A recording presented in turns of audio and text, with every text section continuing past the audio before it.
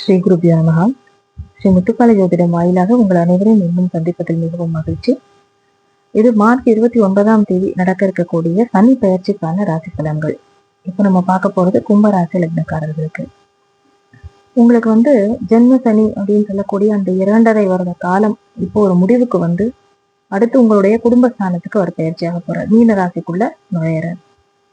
ஒரு 5 வருடங்களாகவே கும்பராசிக்காரர்கள் நிறைய கஷ்டப்பட்டிருக்கீங்க. பொதுவாகவே கும்பராசி லக்னம் அப்படிங்கிறது சில குடத்திலிட்ட விளக்கு அப்படின்னு சொல்றது உண்டு. ஏன்னா நிறைய தகுதியும் திறமையும் இருந்துமே ரொம்ப நிறைய பேர் அவங்க அந்த ஃபர்ஸ்ட் ரோல்ல நிக்க மாட்டாங்க. பின்னாடி அவங்க அதாவது கிரெடிட் எல்லாம் வேற ஒருத்தருக்கு போகும். ஆனா மெயினா செஞ்சவங்க எல்லாம் இவங்களாதான் இருப்பாங்க.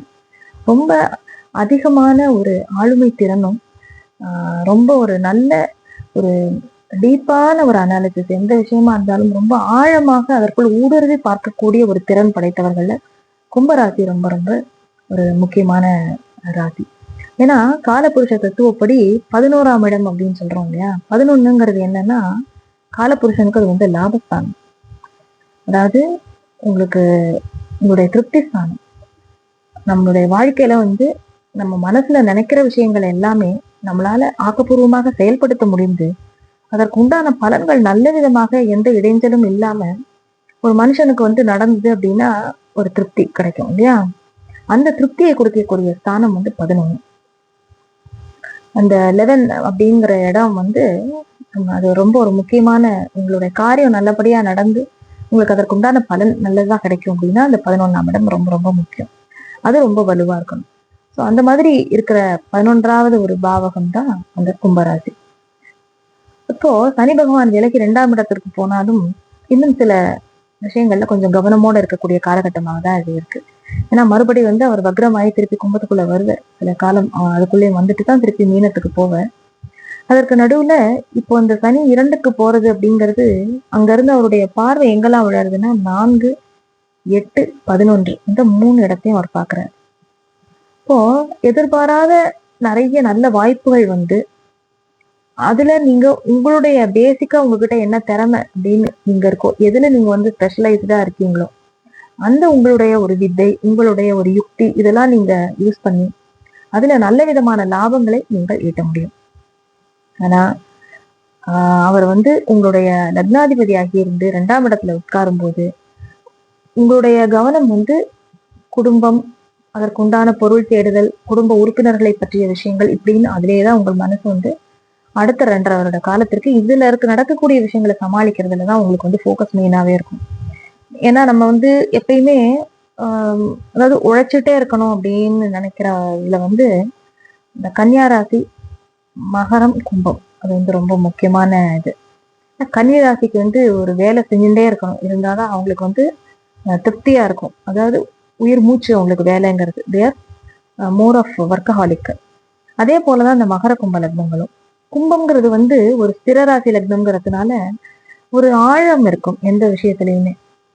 அவங்க எக்ஸலண்ட் அட்மினிஸ்ட்ரேட்டர்ஸ் கும்பராசி கும்பலக்னக்காரர்கள். அப்படியே ஒரு பிளானை மனசுக்குள்ள ப்ராப்பரா வச்சு அதை அழகா எக்ஸிக்யூட் பண்ணுவாங்க. இப்போ அந்த மாதிரி இருக்கிற ஒரு ஆள் உங்களை கொஞ்சம் ஒரு டிஸ்ட்ராக்ட் பண்ணி விட்ட மாதிரி இருக்கும் இந்த காலம். ஏன்னா நீங்க குடும்பத்தை மாறி மாறி ஒரு விஷயமா உங்களுடைய முழு கவனத்தையும் எடுக்கும்போது சில சமயம் ரொம்ப நீங்க ஃபெட்டப் ஆயிடுவீங்க. அதே நேரத்துல குரு பகவான் உங்க சுகஸ்தானத்துல இருந்து அவர் மாறி உங்களுடைய 2-11க்கு உண்டானவர் உங்களுடைய சுகஸ்தானம் 4ஆம் இடத்துல இருந்து மாறி 5க்கு போய் உட்கார்றாரு. அது பல விதங்கள்ல உங்களுக்கு நற்பலன்களை கொடுக்கும்.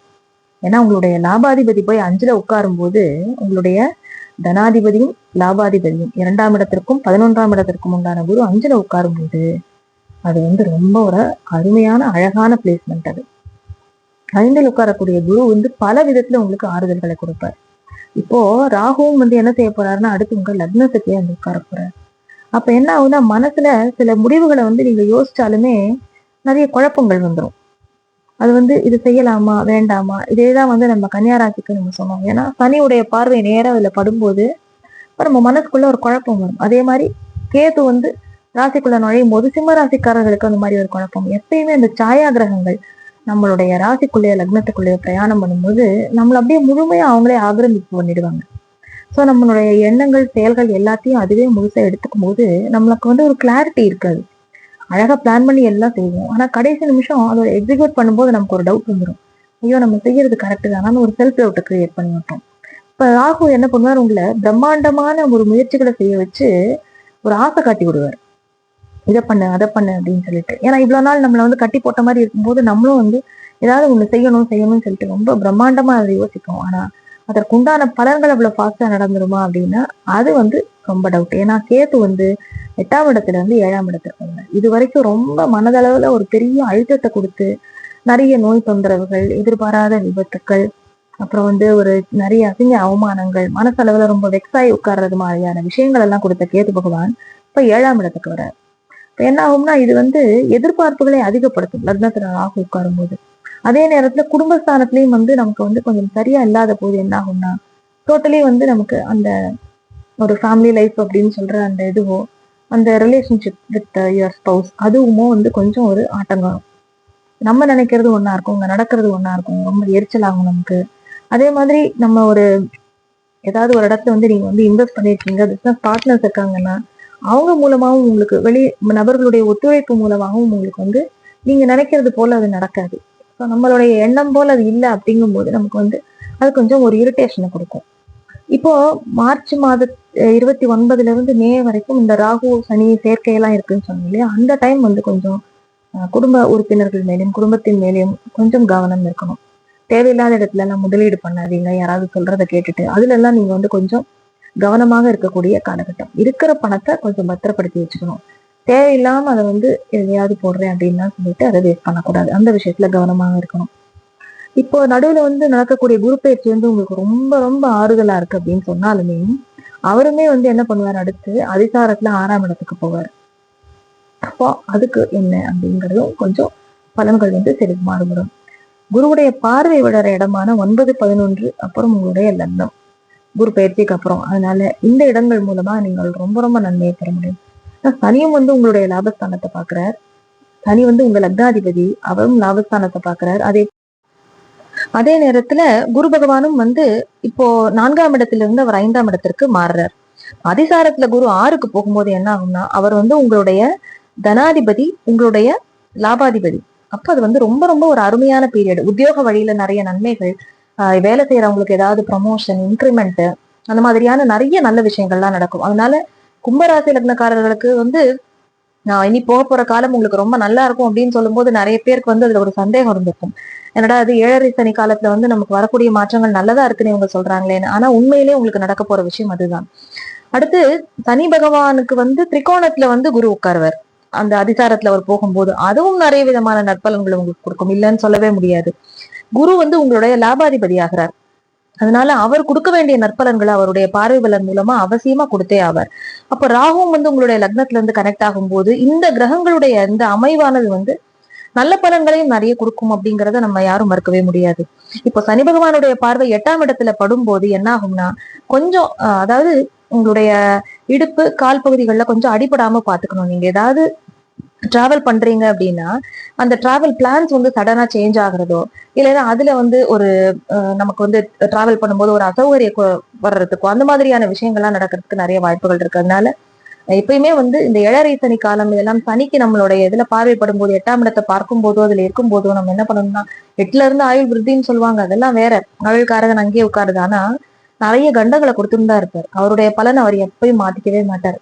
அவர் லக்னாதிபதியாக இருந்தாலும் சரி, அவர் வந்து உங்களுக்கு வந்து பாகியஸ்தான அதிபதியாக வந்தாலும் சரி. அதனால சனியுடைய பார்வை 8ஆம் இடத்துக்கு வரும்போது நிறைய அசௌகரியங்கள் உங்களுக்கு வந்துதான் ஆகும்.